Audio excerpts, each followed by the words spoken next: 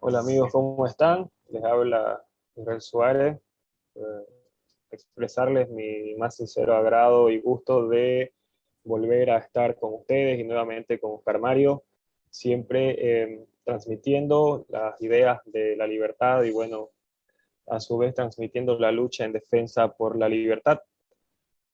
Comunicarles que hace más de 6 meses con Oscar Mario no habíamos podido realizar nuestro trabajo, el cual nosotros estábamos acostumbrados a hacer en nuestras plataformas, con el fin, reitero, de transmitir las ideas de la libertad, debido, bueno, a diferentes sucesos, no tanto académicos como de igual manera personales. A su vez, comentarles que les tengo una gran noticia, que en base a una iniciativa de Oscar Mario, el Boletín Libertad hoy ofrece a toda la ciudadanía boliviana más de 200 libros de sus autores liberales favoritos en las diferentes áreas, tanto en la economía, la filosofía política, el derecho, sociología, entre otras. Todas las áreas las cuales van orientadas al estudio de las relaciones humanas y las relaciones que debería tener la sociedad frente al Estado, los límites al Estado, entre otras. Entonces, comentarles que vamos a dejar abajo en la descripción el link del catálogo en el cual, bueno, se establece cuáles son los libros, el rango de precios. Además, comentarles que para la ciudad de Santa Cruz, hasta dentro del cuarto anillo, los envíos serán totalmente gratuitos, pero de igual manera se hacen envíos a todo Bolivia. Y por cada compra bueno, por la compra de uno o más libros, recibirán un descuento de libro La política en Star Wars y el rol del liberalismo, en el cual Oscar Mario y yo, bueno, fuimos coautores. Entonces, reiterarles mi total agrado y total gusto de volver a estar con ustedes nuevamente en esta noble misión que es la defensa de la libertad. Bueno, en el último video que hicimos con Oscar Mario hace 6 meses, ambos hacíamos diferentes análisis sobre el autoritarismo boliviano, el caso golpe de Estado, el fraude electoral y la persecución política, en el cual mi persona empezó, bueno, primero haciendo una diferenciación entre las características de un régimen político autoritario y un régimen totalitario, para luego analizar una serie de sucesos y acontecimientos que hasta esa fecha se estaban viviendo en los primeros meses del gobierno de Arce Catacora, los cuales nuevamente con Oscar Mario, como veníamos manifestando desde el año pasado, dilucidaban un nuevo camino en el cual Bolivia se enmarcaba en un autoritarismo total, en el cual ya Bolivia de cierta manera ya se conformaba como un Estado con tintes autoritarios, encaminados y con el riesgo de llegar a un totalitarismo. Luego de 6 meses, el día de hoy, conmemorando además 2 años de la renuncia de el ex dictador Juan Evo Morales Ayma, el cual intentó perpetuarse en el poder en base a un fraude grotesco, una burla a las instituciones tanto jurídicas como democráticas del país. Es que vamos a continuar con la segunda parte, la cual por motivos de tiempo no se pudo terminar hace 6 meses, en el que Oscar Mario nos explicaba de manera minuciosa, en base a datos empíricos, a datos duros, por qué en Bolivia no hubo golpe de Estado, sino que en Bolivia lo que sucedió fue un grotesco, pero un grotesco fraude electoral. Así que, Oscar Mario, te cedo la palabra para que puedas continuar explicándonos las, las diferentes características y los diferentes estudios los cuales demuestran empíricamente que en Bolivia lo que se sufrió el año 2019 fue un fraude electoral. Muchas gracias, querido Israel. De igual modo, reiterar mi agrado, mi gusto por retomar este tipo de actividades. Hace mucho tiempo que no podíamos realizar este tipo de análisis por diferentes motivos, diferentes asuntos privados y académicos. Sin embargo, lo estamos retomando con la misma intensidad, con la misma dedicación que al inicio, cuando comenzamos con esta iniciativa.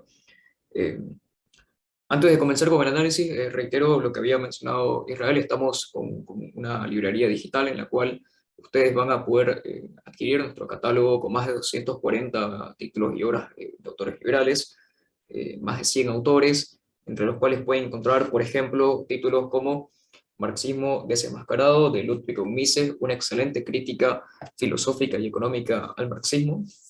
Siguiendo esa línea, como no, no podía faltar una de las obras más importantes de Eugen von Bauer, La conclusión del sistema marxiano, crítica demoledora, algunos dirían conclusiva e irrefutable, de la teoría del valor-trabajo y por lo tanto de la teoría de la explotación de Marx, señalando las incongruencias entre el primer tomo y el tercero del Capital. También tenemos obras como Camino de servidumbre de Friedrich Hayek, libro escrito durante la Segunda Guerra Mundial y que señala los peligros de un totalitarismo y cómo países que otrora fueron cuna de la libertad como Estados Unidos o Gran Bretaña corrían el mismo riesgo de seguir los pasos de la Alemania nazi o la Italia fascista. Por último, como no, no podía faltar Poder y Mercado, el Gobierno y la Economía de Murray Rothbard, el único manual de políticas públicas desde un punto de vista libertario, señalando cómo todas las intervenciones del gobierno están destinadas a fracasar y no pueden practicarse sin vulnerar los derechos de propiedad de los individuos.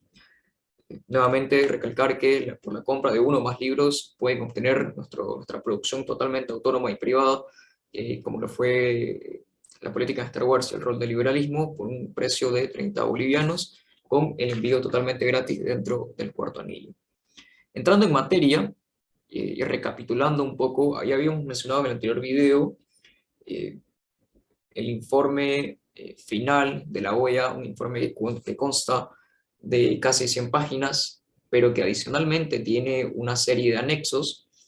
Por metodología decidimos presentar primero estos anexos, los cuales, por mencionar algunos, el anexo 8 nos hablaba de que 226 de 4.692 actas auditadas son llenadas por una misma persona,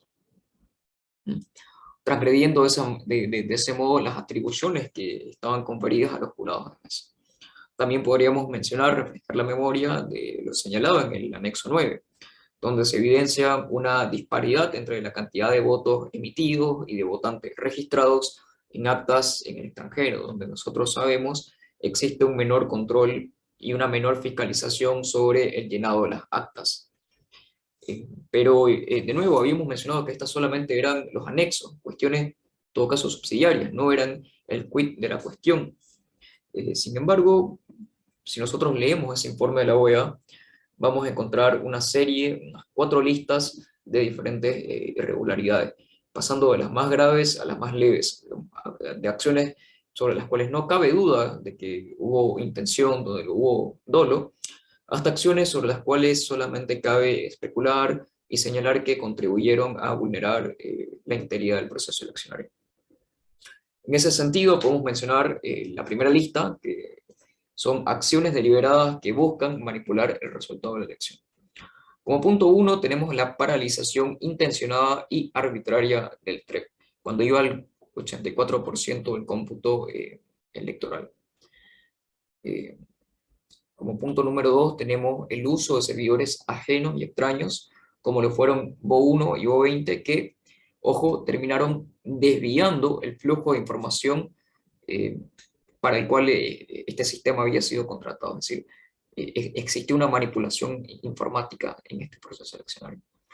Como punto número 3 tenemos ocultación precisamente del servidor Bo1, o sea, se negó su existencia a la hora de realizar la presentación de los planos informáticos y también se encontraron que los funcionarios habían mentido sobre cuál era la función del servidor Bo20, que terminó fungiendo como pasarela, ¿no? en la transmisión de los datos. Eso con respecto a las acciones deliberadas que buscaron manipular de forma dolosa, ¿no? la elección. La siguiente lista hace referencia a las irregularidades graves, ¿no? En primer punto tenemos que no se presentaron los metadatos de las imágenes del TREP ni el hash en las actas, que según señala el informe fueron alteradas, fueron modificadas durante el proceso. Como punto 2 tenemos que la inseguridad del TREP, varias imágenes fueron dirigidas directamente al cómputo oficial, como mínimo 1575 actas. Creo que esto es importante resaltarlo porque gran parte de los argumentos de las personas que vienen a negar el evidente fraude electoral eh, se sustenta o busca levantarse sobre la idea de que el TREP es una cosa, es una transmisión de datos preliminares que no guardan ningún tipo de relación con el cómputo oficial. Bueno, eso al menos en teoría. Pero aquí estamos pudiendo observar que como mínimo 1575 actas del TREP fueron enviadas directamente hacia el conteo del cómputo oficial, desbaratando evidentemente esa idea que busca desligar, que busca separar el sistema de transmisión de datos preliminares y el cómputo oficial. Como tercer punto tenemos que el responsable de Neotec modificó el software numerosas veces durante el proceso eleccionario. Como cuarto punto tenemos otras irregularidades, como puede ser la deficiente cadena de custodia, ¿no? O que se encontraran actas de voto en el exterior originales y sin llenar en instalaciones del Tribunal Supremo Electoral. En la segunda lista tenemos errores o acciones equivocadas que vulneran ¿cómo podemos decirlo? La confianza que le podemos brindar a este proceso eleccionario, ¿no? Y se mencionan 4 puntos en concreto. El primero vendría a ser que se podían aprobar actas a pesar de que existían diferencias en diferentes puntos de control de los votos. Es decir, si un acta fijaba una cantidad de votos para un candidato y en otra instancia encontrábamos una divergencia, encontrábamos diferencias a la hora de contabilizar esos votos, bueno, no había ningún problema, el acta igualmente podía ser aprobada. Evidentemente todos estos errores y acciones terminaron menoscabando la integridad del proceso eleccionario. Como punto 2 tenemos la facilidad para acceder a los diferentes usuarios para el uso de software del sistema de cómputo. Nuevamente, diferentes omisiones o actos que ponen en entredicho la validez y la integridad de este sistema, de este proceso eleccionario. Como punto 3 tenemos que la base de datos del cómputo oficial, ojo, el cómputo oficial contaba con tanto listas de ciudadanos habilitados como inhabilitados. Esta no es una cuestión menor, puesto que estamos hablando de que no hubo un saneamiento efectivo de las listas de los ciudadanos habilitados, ¿no? Y como punto 4 tenemos que por lo menos 37 actas con votos en el extranjero encuentran irregularidades, ¿no? Presentan inconsistencias a la hora de su llenado o a la hora de contrastar la cantidad de personas habilitadas para emitir su voto y votos efectivos. Por último, tenemos los diferentes indicios o comportamientos anormales, que nuevamente señalan lo viciado de este proceso, ¿no? Este proceso electoral. Como punto 1 tenemos serias modificaciones y alteraciones en las actas ingresadas al cómputo final. Recalco, al cómputo oficial, no al TREP, no al sistema de transmisión de resultados preliminares. No, estamos hablando del cómputo oficial, lo que cuenta, lo que al fin y al cabo iban a presentar las autoridades del Tribunal Supremo Electoral, ¿no? Estamos hablando de que 12.925 actas tenían observaciones.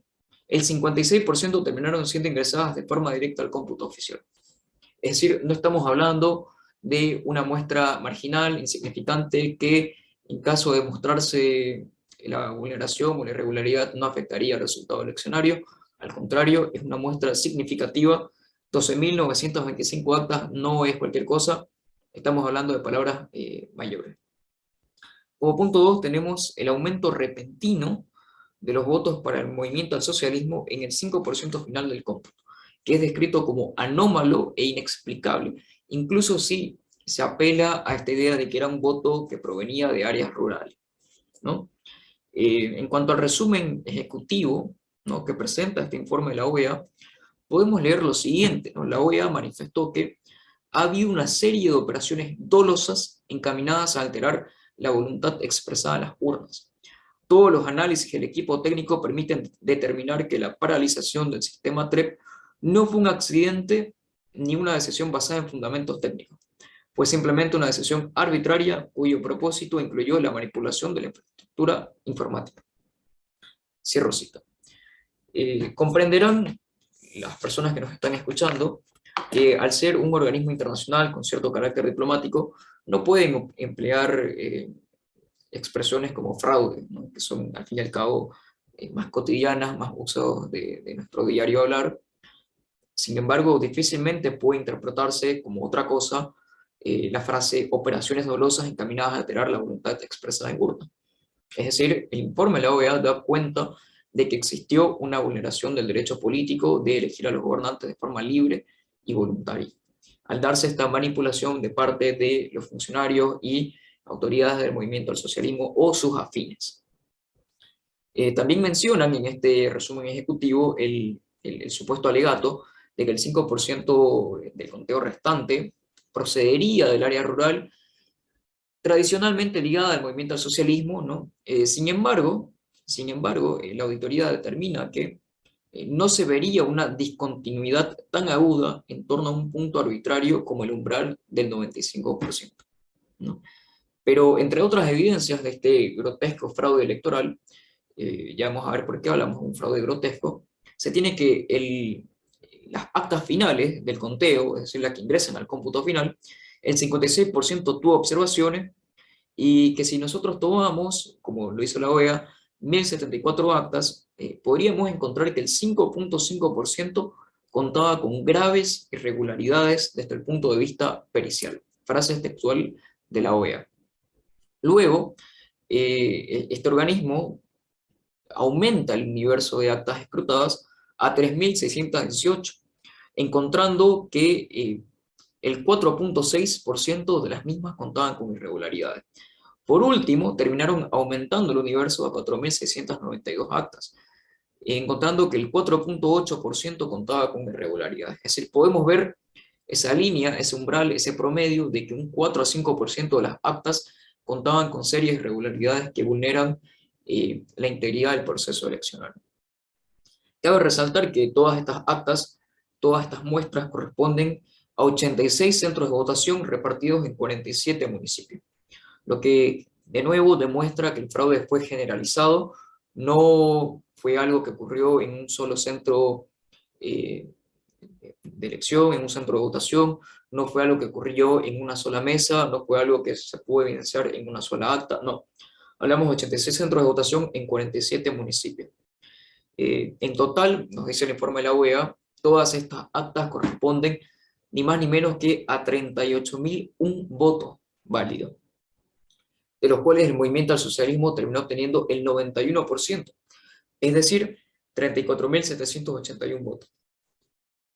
Precisamente la OEA señala la coincidencia de este número con la cantidad de votos que necesitaba el movimiento al socialismo para evitar una segunda vuelta, para forzar la victoria en primera instancia de Evo Morales en su cuarto mandato, ¿no? En su tercera reelección. Eso con respecto al informe de la OEA, ¿no? Recordemos que en su parte final, bueno, de nuevo el informe de la OEA recalca que hubo una manipulación dolosa en los comicios en dos planos, ¿no? A nivel de actas, ya hablamos de las manipulaciones gravísimas que tenían estas actas, y a nivel de procesamiento de los resultados, es decir, cuando hablamos del redireccionamiento del flujo de los datos a los servidores, es decir, tanto en las actas físicas como a la hora de transmitir esa información por los conductos informáticos, existió una manipulación dolosa, intencionada a subvertir los resultados de las elecciones, que no son ni más ni menos que el fruto de la expresión popular en los comicios electorales. Pero aquí surge una cuestión bastante importante, y es que muchas personas, especialmente los intelectuales de izquierda, los activistas partidarios del MAS, aducen que el informe presentado por la OEA no tendría ninguna validez.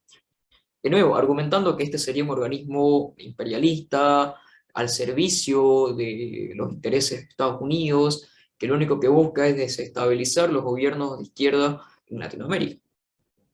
Por un minuto, supongamos y demos validez a ese reclamo. Supongamos por un momento, por un instante, que aquellas acusaciones son válidas, que no lo son. Evidentemente las pruebas presentadas por la OEA son objetivas e irrebatibles. La evidencia está ahí, solamente una persona extremadamente ideologizada no podría aceptarla. Pero eh, concedámosle el beneficio de la duda y en virtud del argumento concebamos que todas las evidencias presentadas por la OEA son inválidas. Los que decimos que hubo un fraude electoral en Bolivia, ¿contamos solamente con el informe de la OEA o tenemos otras fuentes de respaldo? La verdad es que nosotros tenemos varias fuentes para constatar el fraude electoral, no solamente el informe preliminar de la OEA o el informe final de más de 95 páginas y 9 anexos. Por ejemplo, tenemos el informe titulado Reporte Ejecutivo presentado por la empresa Ethical Hacking, que era la contratada precisamente para llevar a cabo la auditoría del proceso electoral. Esto en un inicio, antes de que se solicitara mediante el canciller Diego Pari, ¿no?, el canciller de Bolivia, la auditoría de parte de la OEA. Recordemos que era una auditoría solicitada por el propio Estado y que tenía un carácter vinculante, con lo cual los resultados de la OEA debieron haber sido vinculantes y haberse respetado sus resultados. Pero de nuevo, vamos a suponer que lo que presenta la OEA no tiene ningún tipo de validez. El informe que presenta Ethical Hacking nos da cuenta de las 4 siguientes vulnerabilidades encontradas. Como punto número 1, comunicaciones inseguras. Como punto número 2, obtención de credenciales, es decir, facilidad para acceder a los usuarios del sistema de transmisión de resultados electorales preliminares, TREP, ¿no? Como punto número 3, envío masivo de actas electorales con referencia al método inapropiado que se empleó. Recordemos que estos datos al final terminaban siendo enviados al cómputo oficial, ¿no? Y punto número 4, aplicación móvil vulnerable a la alteración y extracción de información. Es decir, no necesariamente son los puntos presentados por la OEA, sino que se complementan y añaden una mayor cantidad de evidencia de este fraude. Nos dan cuenta de las irregularidades en todo este proceso eleccionario. Cerrando este documento podemos encontrar la siguiente conclusión, y es que Ethical Hacking dice: no podemos dar fe de la integridad de los resultados electorales, debido a que todo el proceso está viciado de nulidad por la cantidad de alteraciones al código fuente del TREP, la cantidad de accesos y modificaciones manuales, con el máximo de privilegios a las bases de datos en producción durante el proceso electoral, y las inconsistencias al software que fueron surgiendo en el TREP y sistema de cómputo. Esto con respecto al informe, de nuevo, de Ethical Hacking, que estaba destinado a ser el auditor imparcial de los comicios, ¿no?, antes de que se diera cuenta de las irregularidades cometidas tanto por el Tribunal Supremo Electoral como por la empresa Neotec, etcétera, etcétera, etcétera. ¿Esto es todo? No, evidentemente tenemos otras fuentes a las cuales remitirnos para hablar del fraude electoral en Bolivia. Por ejemplo, tenemos la misión de expertos electorales de la Unión Europea. Esta misión fue enviada como parte de la cooperación que existe entre el Estado de Bolivia y la Unión Europea, y que vino a dar cuenta o a establecer una pericia sobre los resultados electorales, sobre el proceso eleccionario. Bueno, tenemos que la misión de la Unión Europea, de estos expertos electorales, identificó 105 colegios electorales con el 100% de votos para Morales, lo que en algunos casos podría tratarse de voto comunitario, pero en otros los resultados fueron discordantes en relación con las mesas de sufragio adyacente. Es decir, resulta incomprensible, inadmisible que 105 colegios electorales, el 100% de los votos vayan para un candidato. Por mayor, digamos, control hegemónico que pueda tener, por mayor respaldo que pueda tener, es extremadamente atípico. Debemos presentarnos como personas escépticas que el 100% de los votos en 105 colegios electorales vayan para un solo candidato. Es decir, que no exista una sola persona que presente una opinión disidente a la del gobierno, lo cual resulta, de nuevo, extremadamente dudoso y pone en entredicho la integridad de este proceso. Pero es que además la misión de expertos electorales de la Unión Europea encontró numerosos errores en actas electorales.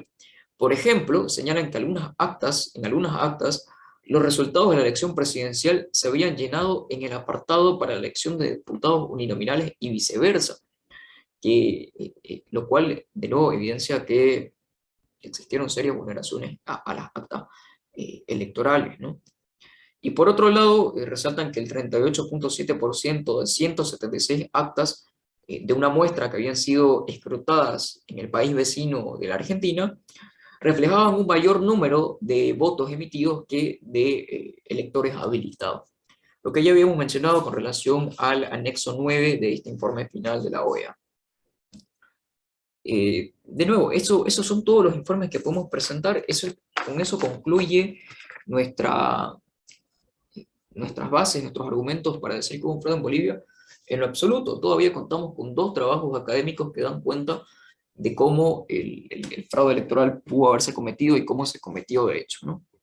Este es el caso del trabajo académico presentado por Diego Escobari y Gary Hoover de las universidades de Texas y Oklahoma, respectivamente, un trabajo que fue titulado Evo Morales y el fraude electoral en Bolivia, un experimento natural y evidencia discontinua.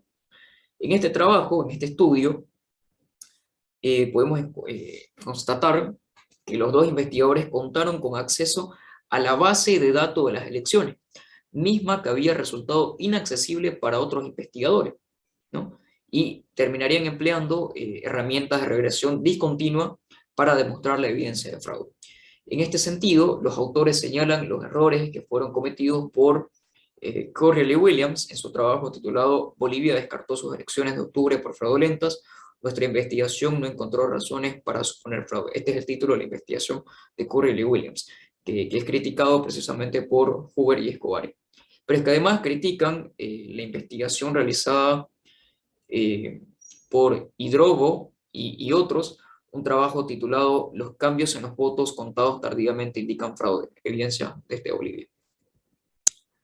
Sobre el primer trabajo, los autores señalan que no presentan pruebas formales y que en cambio ellos asumen que el 84% inicial de los votos computados, ¿no?, estarían libres de fraude y presentan un ejercicio de simulación para el resto de su hoja de recuento. Sobre el paper de Idobro y otros, los autores mencionan cómo dicho estudio no repasa la situación del 4.4% de los votos que no se contemplan en su estudio, ¿no?, que se centran en el 84% que se computó al momento del parón del TREP, ¿no?, y el 95% que se llegó a computar. Los autores, Escobar y Hoover, concluyen que debido a que se carece de dicha base de datos, es imposible que estos autores pudieran realizar un testeo sobre las discontinuidades presentadas en ese 4.4% restante, ¿no? De este modo, no explican como tal las discontinuidades, las anomalías que sucedieron en este proceso, ¿no?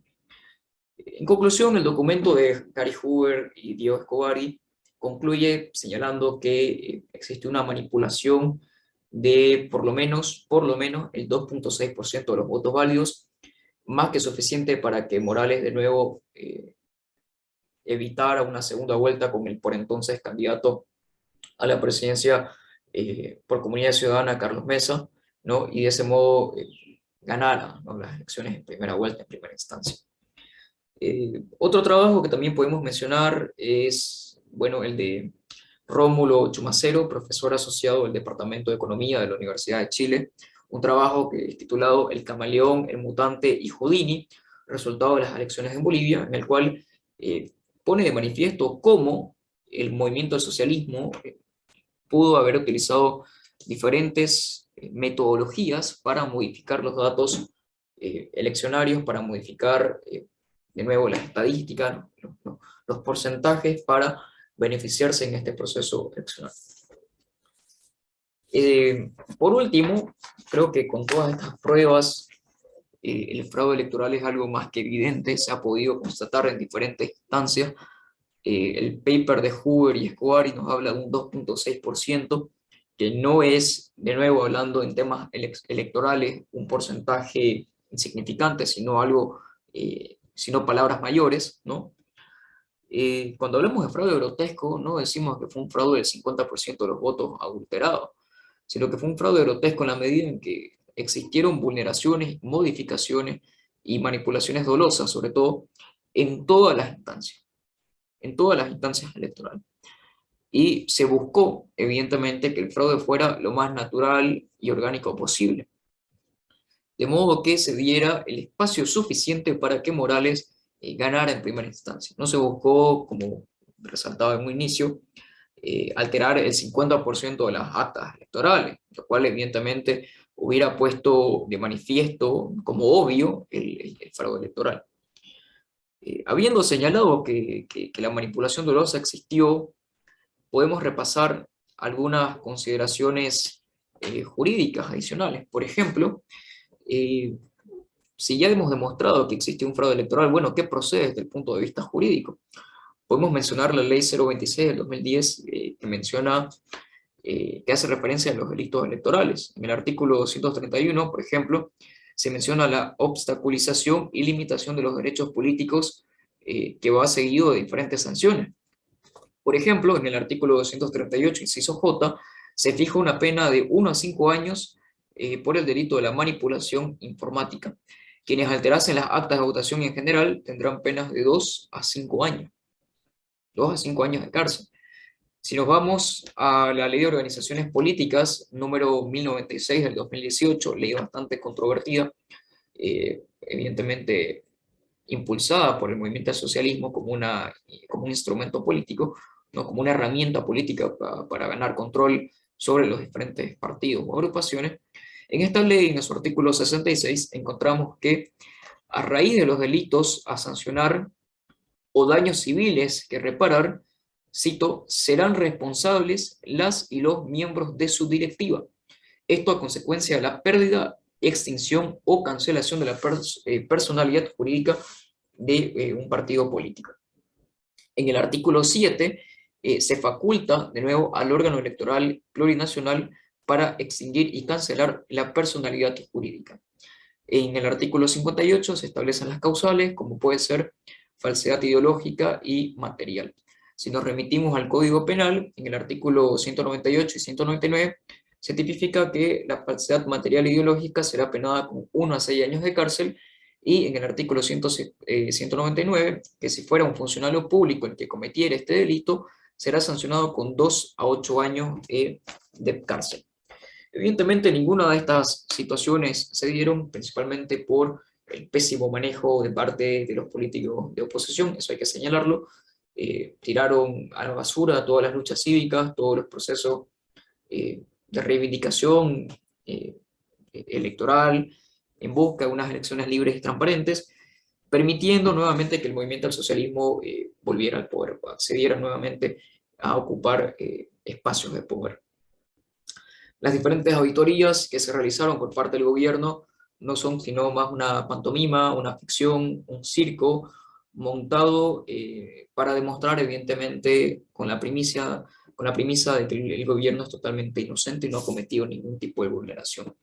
Esto es así porque evidentemente en ningún juicio no se puede ser a la vez juez y parte, ¿no? O sea, le estamos pidiendo al gobierno que determine si fue culpable o no de un fraude electoral. Como ustedes comprenderán, en esa situación nadie se va a incriminar a sí mismo, nadie se va a disparar al pie, con lo cual era de esperarse que a raíz de esta auditoría que realiza el gobierno a sí mismo, no mencionara las diferentes irregularidades de las cuales hemos podido dar cuenta tanto en el primer video como en esta segunda parte. De este modo, lo único que nosotros podemos concluir es que las evidencias han sido presentadas, son contundentes e irrebatibles. Existió una manipulación dolosa de parte del movimiento al socialismo para garantizar la reelección de Morales en el año 2019. Esto en contra del mandato popular que se había expresado en las urnas el 21 de febrero de 2016, que impedía la modificación de la Constitución para evitar precisamente que Morales se presentara a nuevos comicios. En recientes tiempos, hace varias semanas, se estableció a través de la Corte Interamericana de Derechos Humanos que la reelección indefinida no es un derecho humano, y bueno, diferentes elementos que ponen en evidencia que lo único que el movimiento al socialismo ha perseguido en los últimos años es una es un hambre insaciable de poder que nos está conduciendo de un Estado altamente autoritario a un pleno totalitarismo, si es que las personas no son capaces de responder y presentar oposición a diferentes leyes que lo único que buscan es darle un cheque en blanco a los gobernantes para poder hacer y deshacer, tanto con la vida, con la libertad y la propiedad de los individuos, especialmente los disidentes, aquellos que se oponen y que no están dispuestos a claudicar en sus ideales ante las presiones del movimiento del socialismo. De esa manera concluye mi intervención, querido Israel. Un gusto nuevamente poder estar en este tipo de charlas, en este tipo de conversaciones, exponiendo las contradicciones que tiene el movimiento del socialismo, y no solamente ese partido, sino todos los partidos que busquen vulnerar los derechos fundamentales y las libertades de los individuos. Un gusto nuevamente. Gracias. Muchísimas gracias, Oscar Mario. Bueno, eh, yo creo que no, no cabe alguna duda, ningún argumento en contra, salvo argumentos totalmente ideologizados, que en Bolivia lo que se vivió el año 2019 fue un fraude electoral, lo que en consecuencia desvirtúa, y creo que la palabra correcta es destruye, el argumento político burdo y absurdo de que en Bolivia se vivió un golpe de Estado, ¿no? Eh, de esta manera, reitero, queda totalmente demostrado en base a datos duros, a informes académicos empíricos, que lo que se vivió en Bolivia, reitero, fue un fraude electoral grotesco, un fraude electoral que pisoteó las instituciones, un fraude electoral amparado bajo eh, sustentos jurídicos totalmente inconstitucionales, donde, como me manifestó Oscar Mario en el 21 de febrero del año 2016, fue una de las más grandes expresiones democráticas que ha tenido Bolivia, en la que se pudo ver que un poder constituido, en este caso el Tribunal Constitucional Plurinacional, obvió la decisión de un poder constituyente, ¿no? Lo cual es totalmente inaceptable. Símbolo y signo de un completo autoritarismo en el país.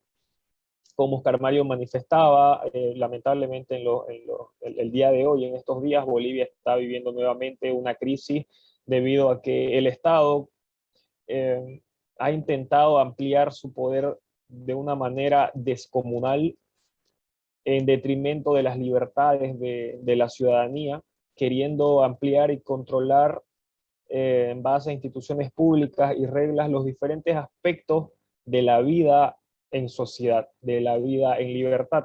Entonces, luego de este video, que además reitero, vamos a dejar en la descripción los anteriores videos en los cuales Oscar Mario y yo, desde el año pasado, el mes de mayo, si mal no me equivoco, y posterior a la victoria de Arce, nosotros manifestamos todos los riesgos que Bolivia podría sufrir en el gobierno de Arce, ¿no? Respecto al autoritarismo, y el último video que hicimos hace 6 meses, que estábamos ya de cierta manera viviendo un autoritarismo y podríamos estar en el riesgo de entrar a un gobierno totalitario.